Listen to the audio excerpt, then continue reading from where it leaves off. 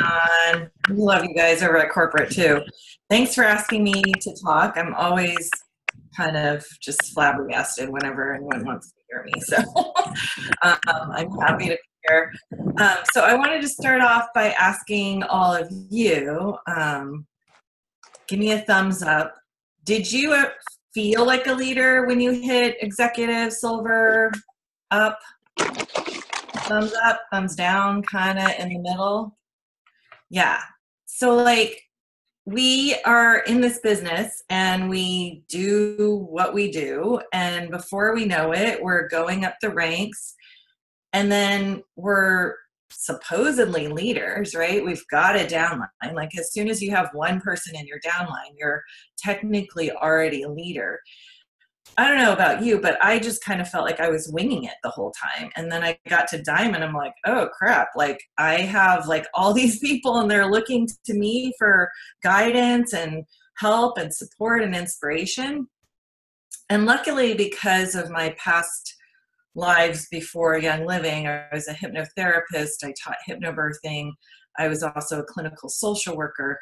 I kind of always had the ability to help people figure out their self-worth and help them figure out who they really wanted to be, right?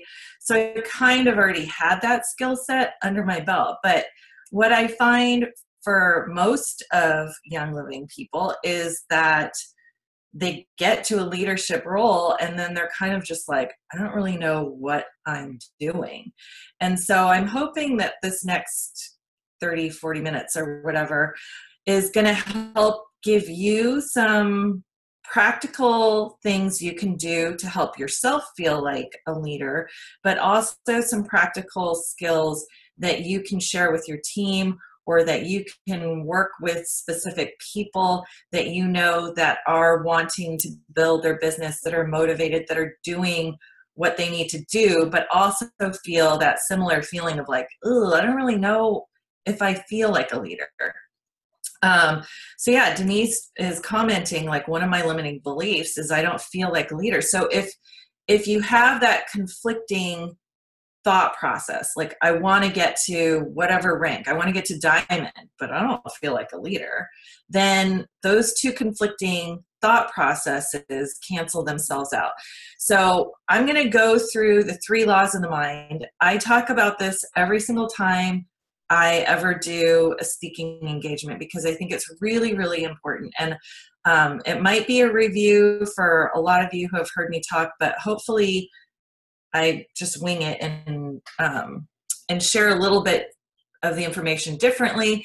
But I really think that these 3 laws of the mind are so, so important for us to realize for ourselves, but also to teach our teams and even our family members, because knowing how powerful our mindset is really the key to success. So there's 3 laws of the mind. First of all, there's the conscious mind and the subconscious mind. So the conscious mind's the part of our brain that's like the rational part, the thinking, planning part. It's also that part of our brain that kind of thinks worst case scenario, catastrophe, plan A through B for every single situation, right?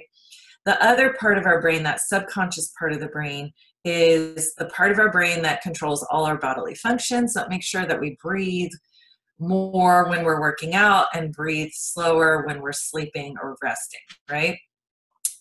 The other part of the subconscious brain is the memory keeper. So it's kind of like the hard drive memory of our brain. It's recorded every single thing that we've ever said to ourselves, every single experience that we've ever had in this, like either a file cabinet or in this hard drive disk, right, in our computer-like brain. And so if we've never had leadership skills or felt like we don't have leadership skills, we can logically think like, I'm a silver, I'm a platinum, I'm a leader.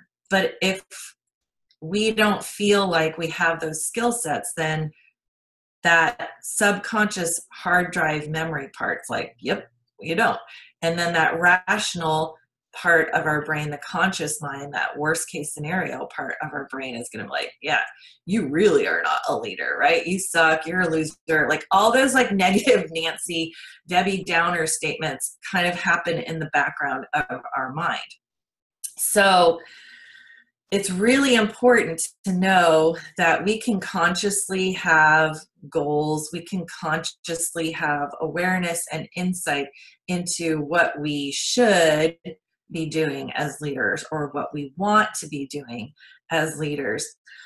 But if it's not programmed into our subconscious part of our brain, that file cabinet, that hard drive, there's always going to be a disconnect. So it's really important to teach people these 3 laws of the mind so that they can help really kind of reprogram their own thought process. So law number 1 is that every thought creates a physical or chemical change. So every single thought that you have creates some kind of physical or chemical change. And so an example of that is, you know, if you think about something from your childhood, like a happy memory, if you sat there for a moment and I gave you like 15, 30 seconds to just like close your eyes and really like go back to that moment, you would probably get like the warm fuzzies. You probably would even like maybe even have sensations, hear things, smell things, and maybe remind you of that moment. Like your favorite meal when you were growing up. If you sat there and thought about it, you could probably smell or even taste that yummy thing that you remember from childhood, like the cookies baking in the oven or whatever, right? So every thought creates a physical or chemical change. And research shows we think about 25 to 40,000 thoughts a day. So that's a lot of physical chemical changes happening, 20 to 40,000 thoughts per day. But the reality is we're not consciously aware of 20 to 40,000 thoughts a day, right? Like that would be a complete racing mind. What happens is there's kind of like this little voice that's in the background that's constantly on, that's constantly just kind of like tapping at your back.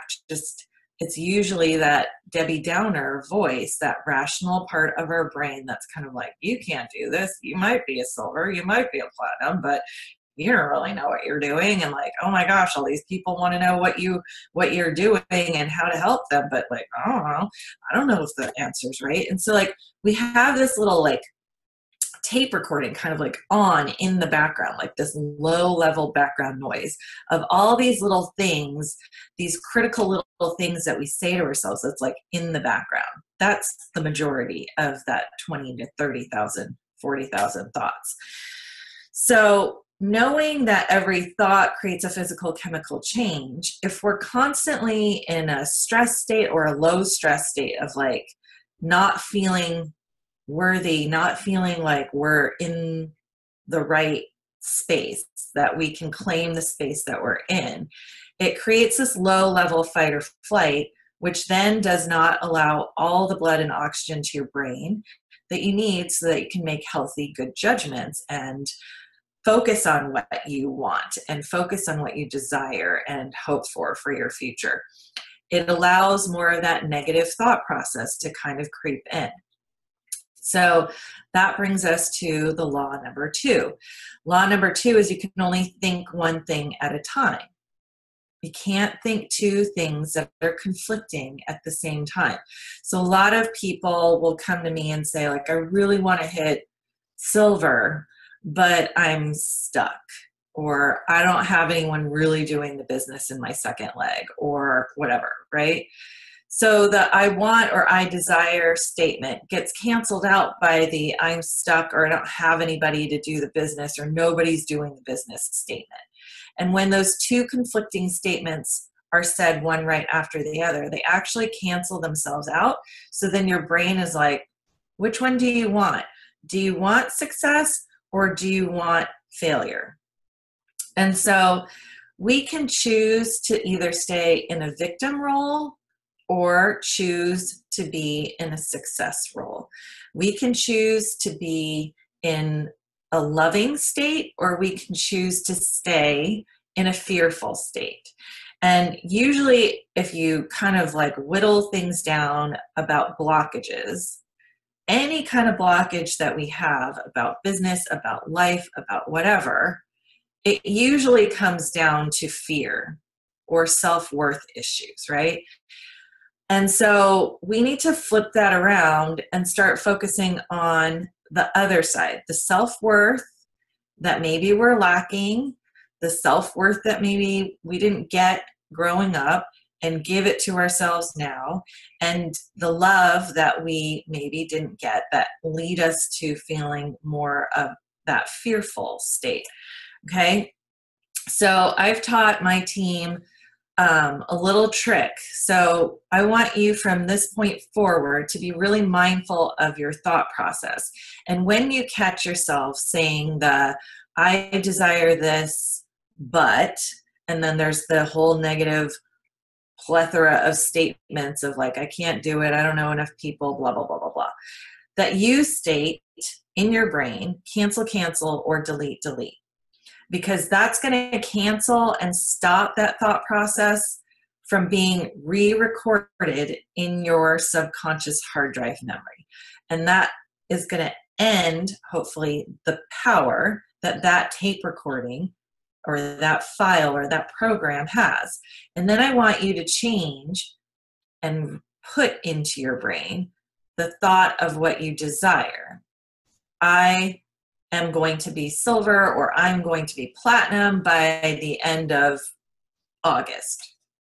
No ifs, ands, or buts, no what ifs, no worst case scenario plan, just that. And so when you're working with your team members, as you teach them the laws of the mind and you teach them the cancel, cancel, delete, delete thought process of canceling and deleting that negative Nancy, Debbie Downer extra commentary and reprogramming in the positive affirmation of what they desire or their goal for the end of the month or whatever it is, you're going to be helping them learn how to think and act like a leader, because a leader needs to think and act in positive ways, right? We have to constantly be looking for the silver lining.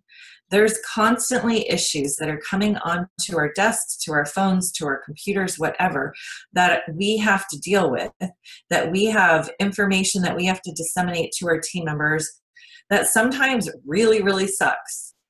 And we have to find a way to say it in a way that doesn't make everybody else go like, forget, I'm going to just like, this sucks, I'm not going to do my business. We have to find a way to find that silver lining so that we can convey the information as okay, this is the information, it's challenging, and here's how we're going to deal with it, right? And so instead of going, wah, wah, like, okay, yeah, this situation's challenging and it's awful, and like, oh my gosh, you know, this is the third time this year this has happened, and blah, blah, blah, blah, blah. Like, there's always going to be issues with shipping, with products, with people not being able to afford things, with people bailing on classes last minute, with all of these issues that we have with business. And we can choose to stay focused on all the things that are going wrong, or we can find the silver lining and focus on that. And so when we can start focusing on what we desire, rather than having that ping-ponging thought process of what we desire or what we choose to have in our life, to bring into our life, and then all that negative stuff, which cancels the message going out to the universe, going out to God or whoever, whatever you believe in. If we can just focus on what we choose to bring into our space, then that's going to help bring that energy and frequency into our lives, which brings me to law number 3. Our thoughts precede our reality. So our thoughts come before our reality. So that one's kind of like, what the heck does that mean? Well, what that means is that our thoughts have energy, and quantum physics scientists have shown this to be true, that our thoughts are little waves of energy that go out into the universe. into the atmosphere. And then the law of energy is that anything that leaves its original source always comes back to its original source. So if all I'm sending out into the atmosphere, to the universe, to God, whatever you believe in, if all I'm sending out are these conflicting worried thoughts of like, I want this, but I don't know if I can do it. I don't think I'm a good leader, blah, blah, blah, blah, blah. Then the universe, God, whatever you believe in, is going to be like, well, you seem kind of conflicted. So until you figure it out, I'll just sit here and wait.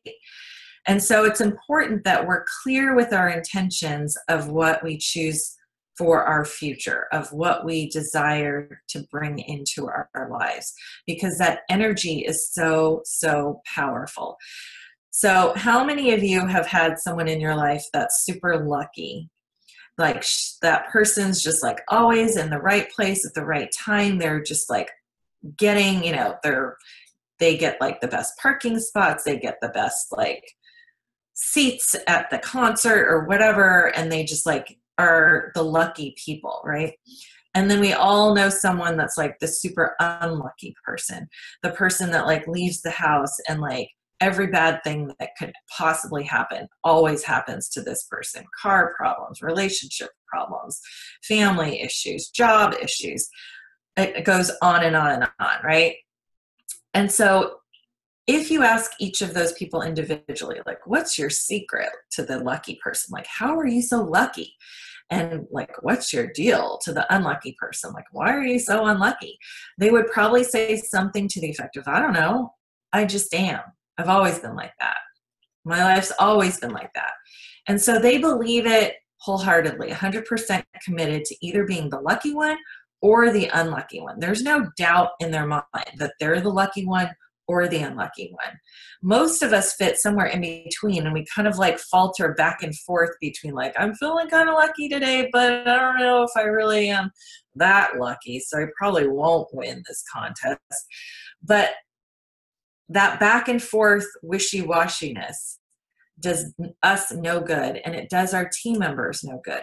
So when you're talking to your downline members about their goals and their desires for their business or their blockages or whatever, it's important for you, us as leaders, to identify when they're going back and forth in that wishy-washiness, to give them that skill of being able to say in their minds, delete, delete, cancel, cancel, and then encourage them to say, what do you want? What do you desire? What do you choose to focus on right now to help build your business? And not allow them to have the if, ands, or buts, what if, worst case scenario.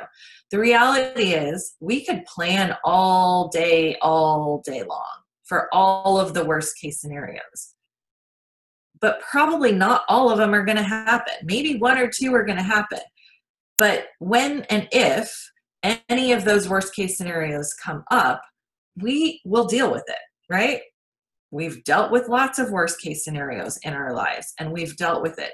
And no amount of planning ahead and having 5 billion different options of what to do if happens, blank happens, is going to help us be better prepared for when that something happens.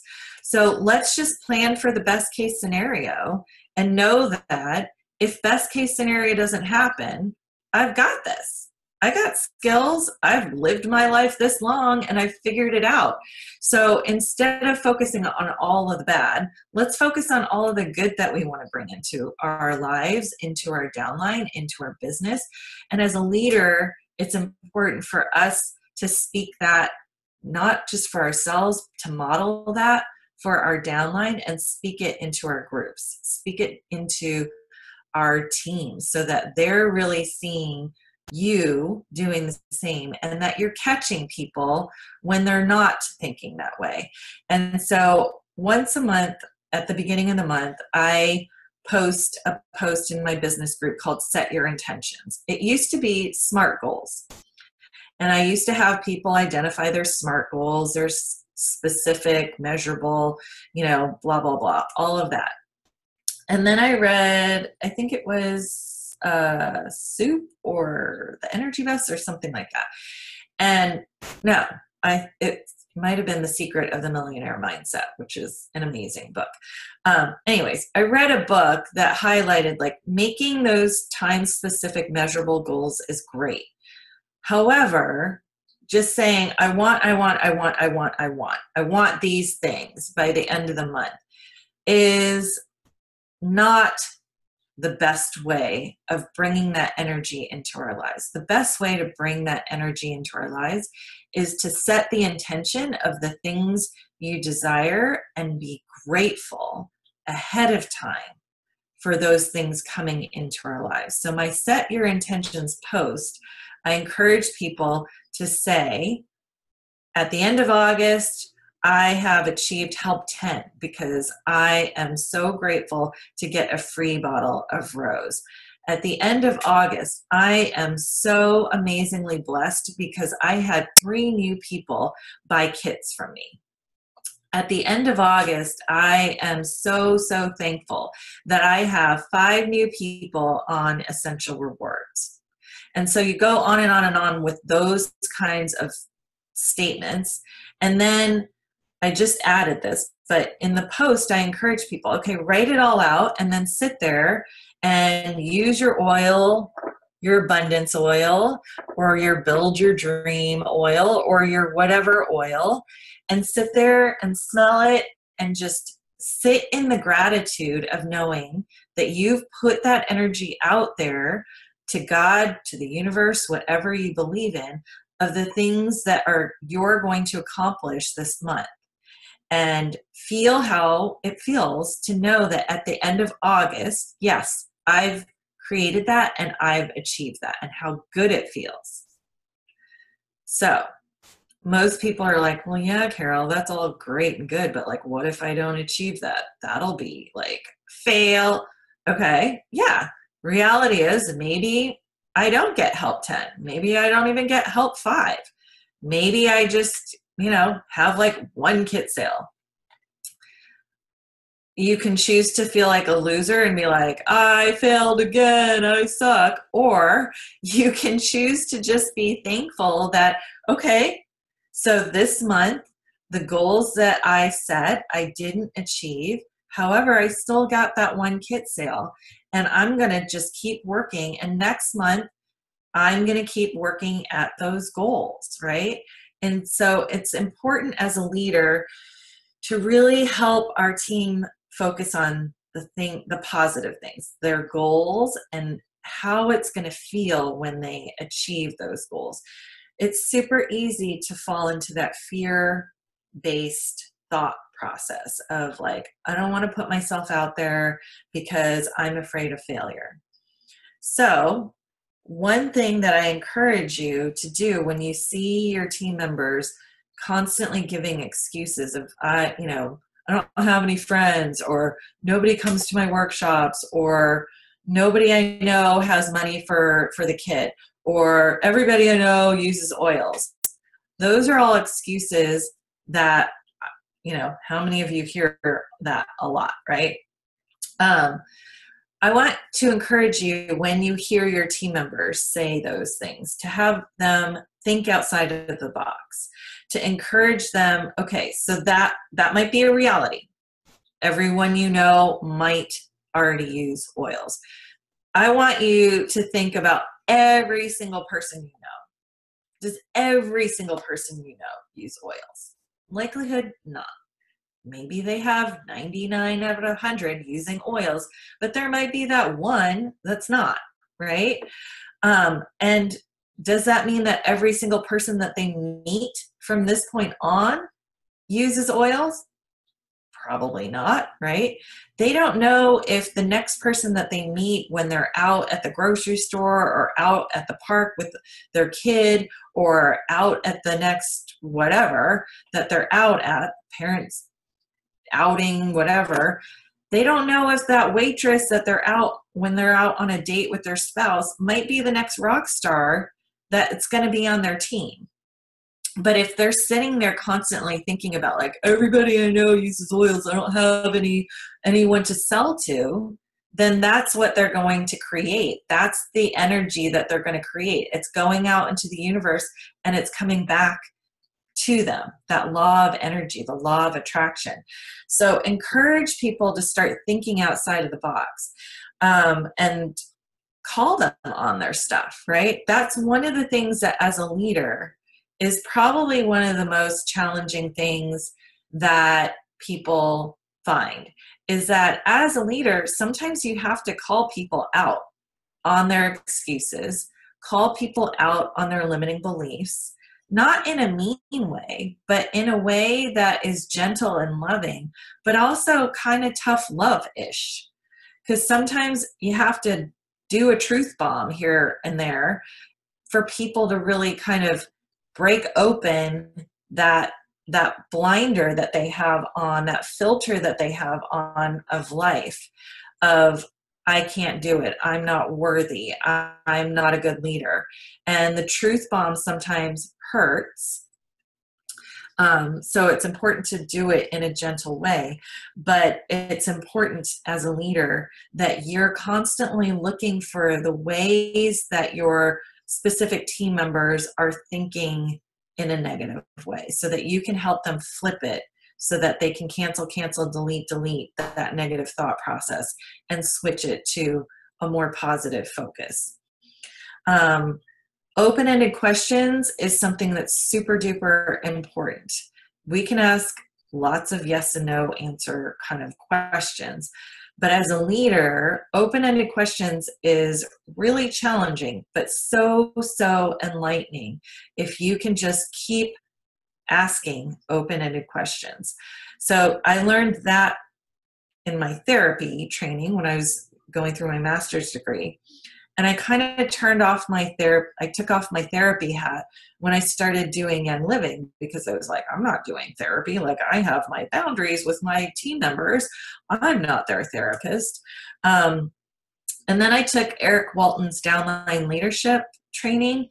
I highly recommend it. Eric Walton is a diamond in Young Living, and his daughter, Janelle Vonnegut, is also a diamond in Young Living. And he does a 12-week seminar called Downline Leadership, and it's amazing. He was trained by John Maxwell, so it's really, really good. But one of the things, I'm going to talk about two of the things, but one of the things that helped me become a better leader was learning to ask those open-ended questions, relearning how to do the open-ended questions. So for example, you've got somebody that's having a challenge and they're, spouting off this, that, and the other of like, these are all the barriers that are in my life. And then instead of going into admin role or managerial role of, okay, so what do you want to do? Or maybe that person is even asking you like, I don't know how to get out of this space. I feel stuck. What do I do? What we typically end up doing as leaders is go into that admin managerial role of like, oh, well, have you tried this? Have you tried that? What about this? What about that? Do this, do that. How about calling this? Let's look at your downline and let's strategize. And so we get more into like the minutia of things, when what we really need to do is not go into do this, that, and this and that, because I can tell all of my team members, this is what I did to get to Royal Crown Diamond. But if they followed my step-by-step way of getting to Royal Crown Diamond, they would never get to Royal Crown Diamond, because the only person that would work for is me. And every person has to find their own step-by-step guideline of what it's going to take for them to reach their goals. So instead of giving them all these ideas of like, here, do this kind of workshop, or what about this, what about that, we need to step back and start asking open-ended questions. Okay, so I'm hearing all these things that you've done. That's really great. And it's got to be super frustrating that it feels like you're kind of spinning your wheels. Now, out of all of the income-producing activities that we know of for Young Living to build your business, what are the things that you're not doing? And they might go, well, I'm doing all of them. Well, no, I really want you to think about, like, there's got to be something that you're not doing. And sit there in silence until they come up with something. That sitting there in silence is super uncomfortable for so many people. And you just want to be like, I just want to fill it up with space and talk. But if you can sit there and just be silent and let that discomfort just be, they will eventually come up with something, and they'll be like, well, I haven't done very good follow-up. Like, they'll figure something out. And when they figure that out, that's when you go, okay, so what can you do to help build on that? Why have you been avoiding that? Right? Asking those kinds of questions to help that person figure out, what's the blockage? Okay, so I might be doing all these things that I'm doing. Those are usually the easy ones for that person. But there's probably a whole list of things that they're not doing, because those are the things that they have limiting beliefs about, or they have blockages about. And that's your role as a leader, is to help them figure out that list and help guide them and encourage them and show them that they have that skill set, that they can do it, that they are worthy of stepping out of their comfort zone and figuring out a way that they can take responsibility for all those pieces of the puzzle that they have just kind of been like shoving aside because they're scared or uncomfortable, whatever, doing. I'm afraid of doing follow-up because I don't want to sound like I'm selling to my friends, and, I don't want to turn them off. Well, how are they going to know about the rest of the amazing products if you're not following up?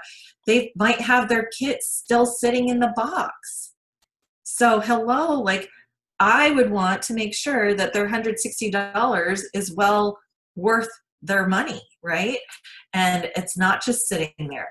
So knowing how to ask the questions and having those open-ended questions and being okay with that silence and letting that person just sit there and stew in their thoughts and figure it out for themselves, that's such a key thing for leaders. And when Eric, in that Eric Walton training, highlighted that, I was like, duh, that's what I did when I did therapy. Like, it's all open-ended questions.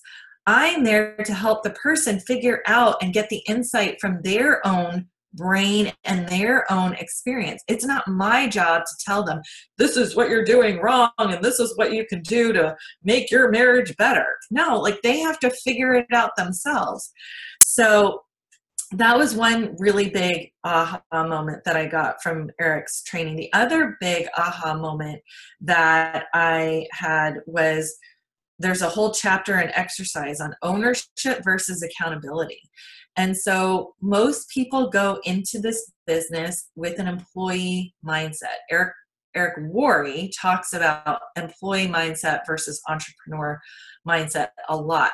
And so we come into this business with an employee mindset of like, I'm used to a boss telling me what to do. I'm used to having someone that I have to be accountable to.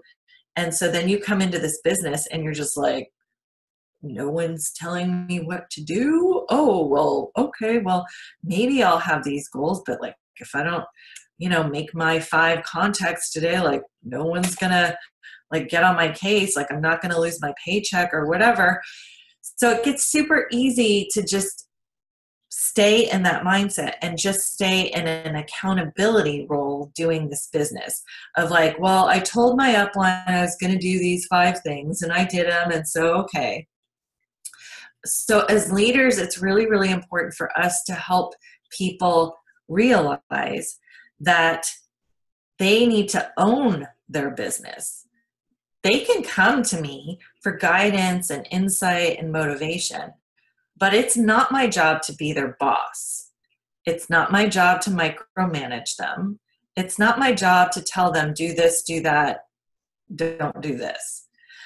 It's their job to figure out, if they want to get to the next rank or to Royal Crown Diamond, what are the things they need to figure out on a daily basis, on a weekly basis, on a monthly basis to get to where they need to be. But a lot of times, because people are in that employee mindset framework, they want to come to us as leaders to have us tell them what to do.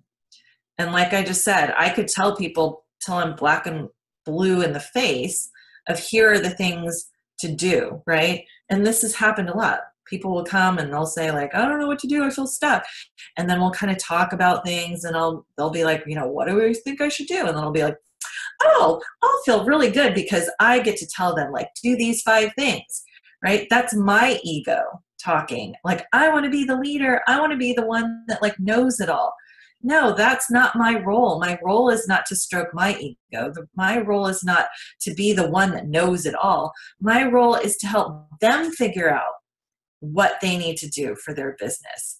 And that's what will help my ego, is to help them uncrack and open up to become the best versions of themselves. And that, I think, is the key, is to help people figure that out instead of giving them instructions of what to do. Because inevitably, you can give people instructions of, here, do these 5 things or 10 things this month. And then we're going to end up feeling burnt out because we're always telling people do all these things. And then we're going to end up probably frustrated at those downline people because they're not doing the things that we're telling them to do, right? But the reason why they're not doing the things we're telling them to do is because it doesn't resonate with them.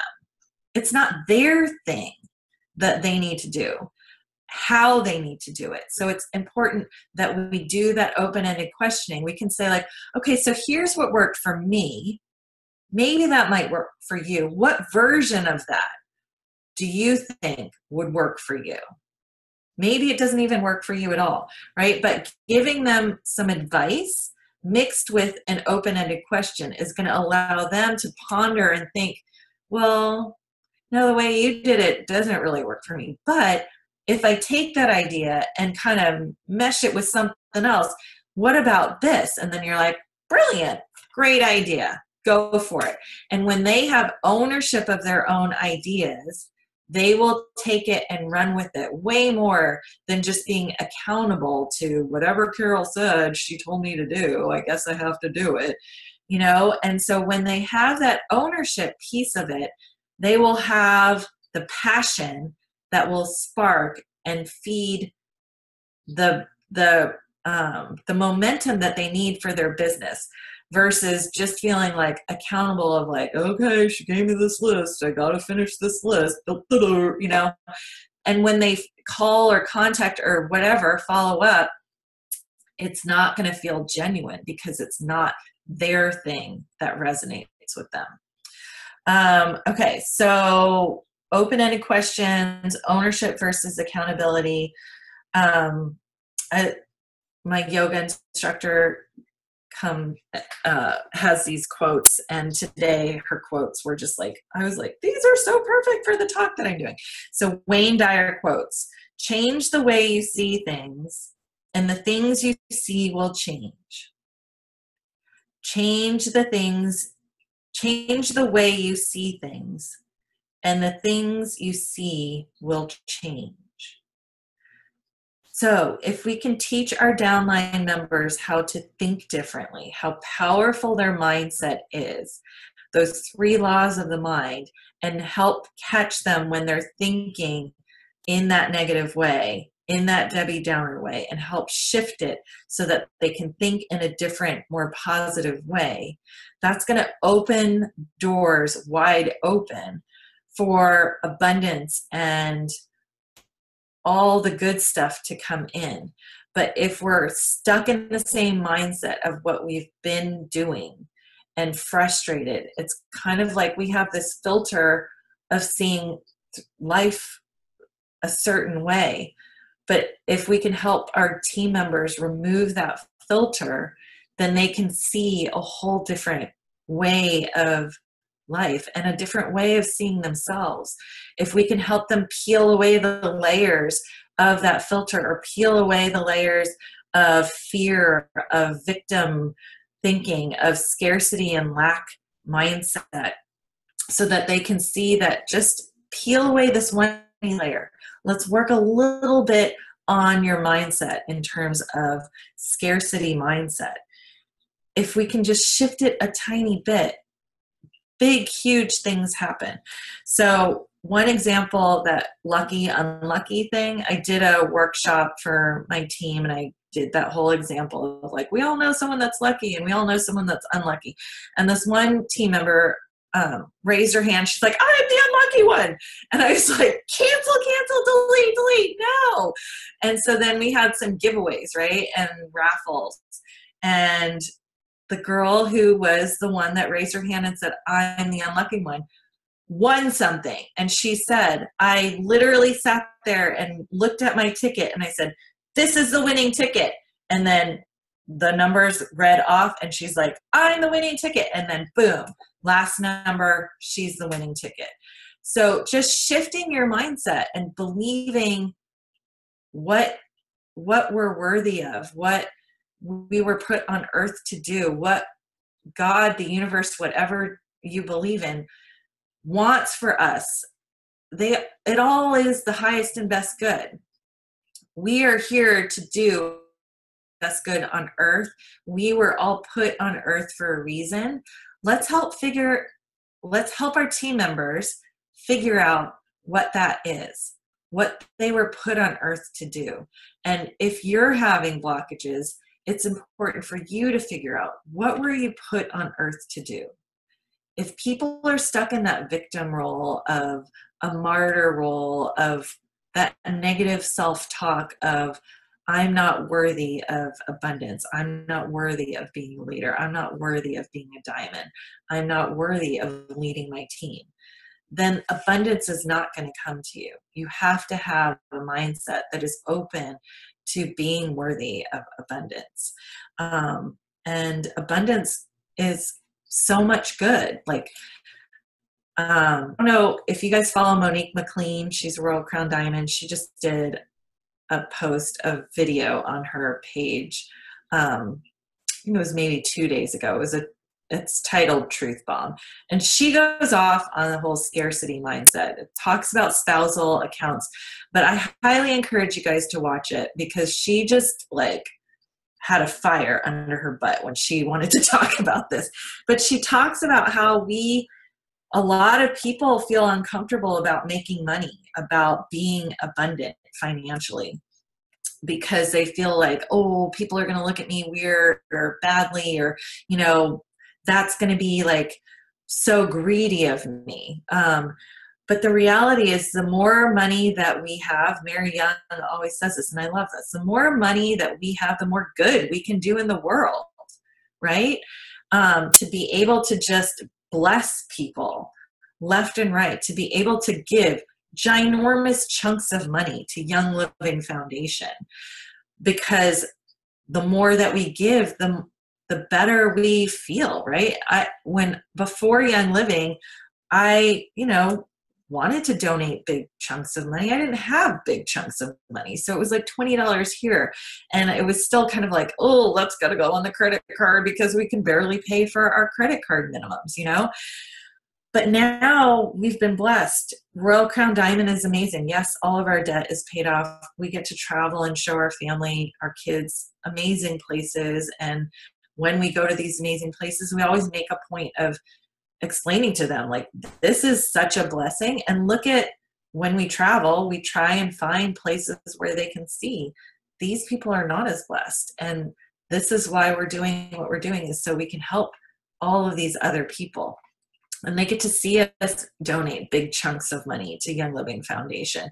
And that helped my daughter. She came to our rally, and Greg Larson was there talking about the foundation and about malaria, and how $1 saves a kid, gives the treatment to a child for malaria, and helps save a child. And afterwards she said, do you have to be a Young Living member to donate? And I said, no, you can donate anytime. And she said, I want to donate $100 to that malaria thing. I want to help 100 kids. And I was like, holding back the tears and like being, stoic, so I didn't break down in front of her. But inside I was just like, oh my gosh, this is what it's all about. I want to teach my kids to know that like giving is such a good thing. And then I said, why don't we post on Facebook about what you're doing and see if we can get even more donations and see what the ripple effect was.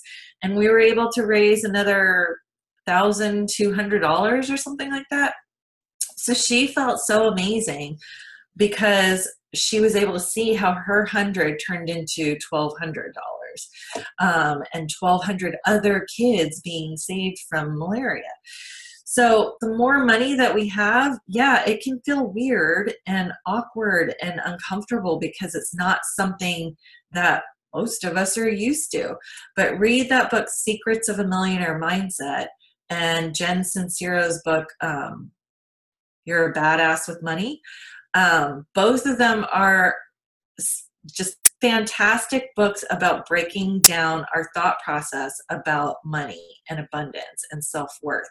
And we need to make sure that we're bringing that into our groups.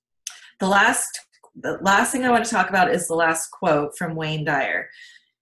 You'll see opportunities if you believe it, and you won't. Oh, wait, no, that's not right. You'll see opportunities if you believe it. You'll see obstacles if you won't, if you don't. So what we think ends up the law, that third law of the mind. Our thoughts go out and precede our reality, become our reality. If we're constantly thinking about lack of self-worth, I'm not worthy, I don't have anyone to sell kits to, nobody I know has money to buy the kits, everybody I know already uses oils. If we're constantly thinking those kinds of thoughts, our business isn't going to grow. No wonder, right? Because our thought process is all about that. So switching our thought process to thoughts of abundance, to thoughts of self-worth, to thoughts of being a worthy, good leader, are so, so important. So I got those two quotes from my yoga instructor this morning, Sherry. But if you just Google Wayne Dyer, D-Y-E-R, quotes, he's got a bunch, and they're really, really good. So it's 12:30. We started, or 12:26. We started 11:30. I just want to make sure we're on time. I could talk for forever about this kind of stuff. But any questions about anything that I talked about? Go ahead and comment, or if you want to unmute yourself, you can do that as well.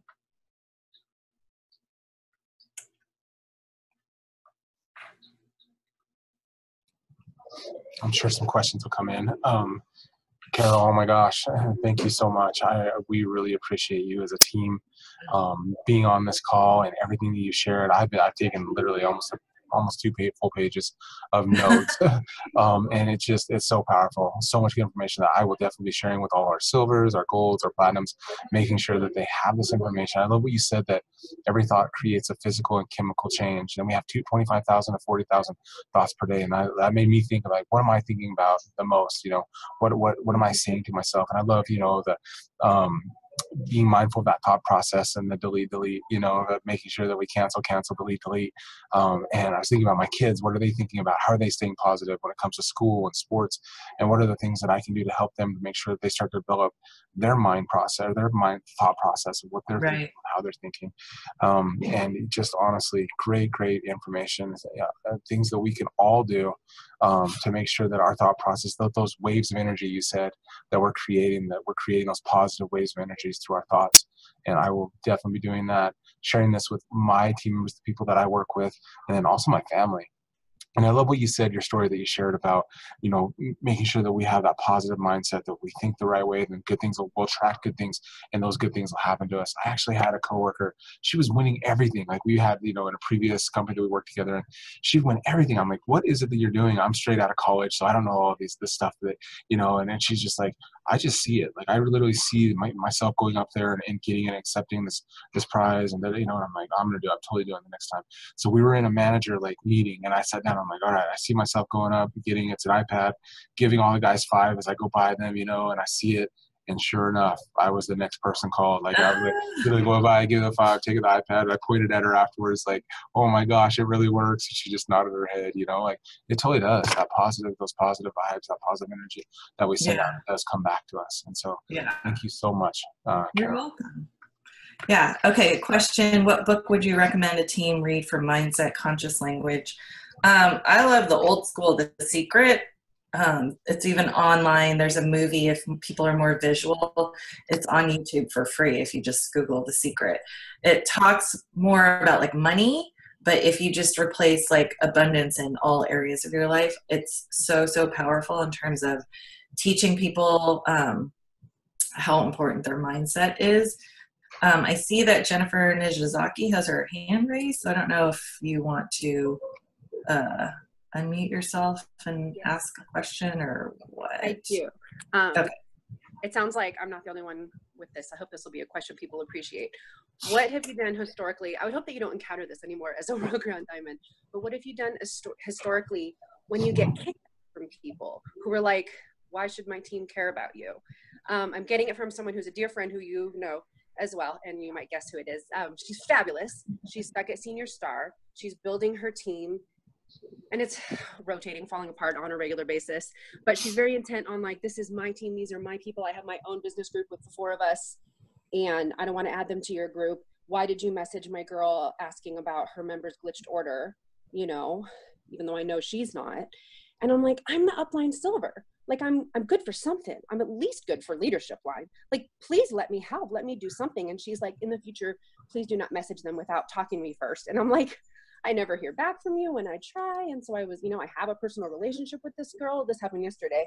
Like, I've interacted with her on Facebook for a couple of years, this chick, and she's in my downline. Like, why? And in the past, like, at some point you were my upline silver, and if you would have messaged me, I would have been like, oh my gosh, Carol messaged me, this is amazing, I need to talk to her and answer her question. But it's like, I'm not getting that, and I'm like, come on, let me help you. Yeah, so that's something that happens a lot, right? Like, I have definitely had team members say, like, don't contact my downline. I respect them on that. If that's what they want. I very rarely message everybody in my downline. But what I would do is I would start some open-ended questions with this person. I would ask, so how's it working with your downline, not being connected with the rest of the upline? Because here's what I'm seeing. I'm seeing that you're stuck at Silver Senior Star and that your numbers are dwindling. So what are your thoughts? Why do you think that's happening? And see what she comes up with, and just keep asking more open-ended questions, because I have a feeling that probably I would have done this before taking Eric Walton's thing, is I would have just been like frustrated, why aren't you letting me talk to your downline, and thinking like, if only I could get access to that group of people, I could help her, right? But this person doesn't want my help, and it's not necessarily my role to jump in there and rescue her. It's my role as a leader to help her figure out what's working and what's not, and for her to figure out, okay, if these are the things that are not working, what can she do as a leader to help counteract the things that are not working? And eventually, maybe she might get to a point where she's just like, I do need your help. Or maybe your upline's help. Or maybe a crossline person's help. Because her thinking, I need to protect my people and this is what I control, is very much that employee mindset. I'm the boss. They're my employees. And so that mindset is probably keeping her stuck. And so it's important for you as her upline. Hopefully she's open to having a conversation and have more open-ended questions to help her discover what it is that's keeping her there. Instead of you saying, hello, because like it's super easy to just want to like whack her upside the head and be like, hello, like if she's in our groups, she'd do better, you know, all of our people would do better. Like, yeah, that's the instant response that most people would have. But she clearly doesn't want that. So we have to be respectful of that boundary that she's setting. But as her upline leader, it's also our role to kind of truth bomb her a little bit here and there, to help them. Does that help? Okay. Any tips on starting this conversation, positive vibes within our team? I think you can just say like, hey, I just sat in on a Zoom meeting from the Silver and Up Young Living Group. I just heard Carol Yeh-Garner talk about mindset, and I'm just blown away. I want to start teaching you guys about this. Like, I think it can just be super straightforward and just start asking people like, hey, you know, what are your thoughts about this? And start an open conversation. Set your intentions post every month in the beginning of the month, and see where it goes.